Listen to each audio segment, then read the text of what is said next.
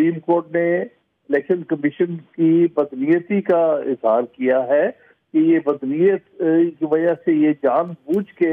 یہ التوا میں ڈال رہے تھے اس آرڈر کی امپلیمنٹیشن کو. تو اور یہ بھی کہا ہے کہ ہم پھر مجبور ہو جائیں گے کوئی ایکشن لینے کے لیے. تو بڑی واضح چیز ہے وہ 12 جولائی کا جو آرڈر ہے اس پر مکمل طور پر جو ہے عمل درآمد ہوگا. بعد کی کوئی بھی لیجسلیشن جو ہے اس آرڈر کو کسی طرح نلیفائی نہیں کر سکتی. جو بھی انہوں نے ایک میں سمجھتا ہوں وہ غیر آئینی قسم کے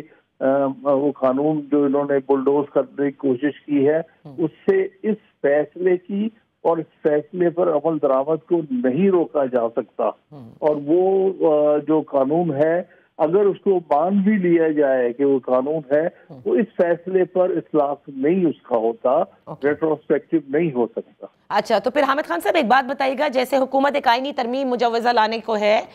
اور آپ لوگوں کی شکایت بھی تھی کہ تحریک انصاف کے چند MNAs کو فورس کیا جا رہا ہے کہ وہ حکومت کے اس آئینی پیکج کے حق میں ووٹ دیں, تو پھر تو اب آج کے جو فیصلے کا جو وضاحت ہے اس کے بعد اگر کچھ ایسا ہوتا ہے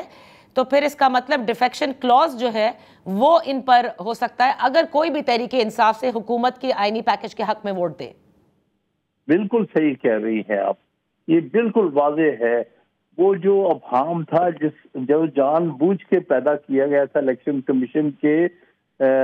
کاہلی کی وجہ سے, یہ جان بوجھ کے فیصلے پر عمل درآمد نہ کرنے کی وجہ سے یا نوٹیفائی نہ 41 ممبران کو کرنے کے لیے, آج وہ سارا کلیئر ہو گیا ہے اس آرڈر کے ساتھ. اور اب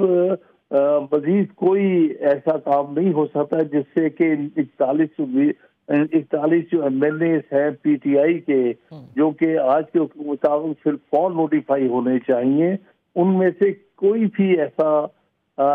MNA نہیں ہے جو کہ جس کو آپ زبردستی جن سے کوئی ووٹ اپنے حق میں ڈلوا لیں یا جن کو آپ کسی لالچ میں مبتلا کر سکیں, کیونکہ آرٹیکل 63A کی واضح ایکشن کلوز اس پہ اپلائی کر جائے گی.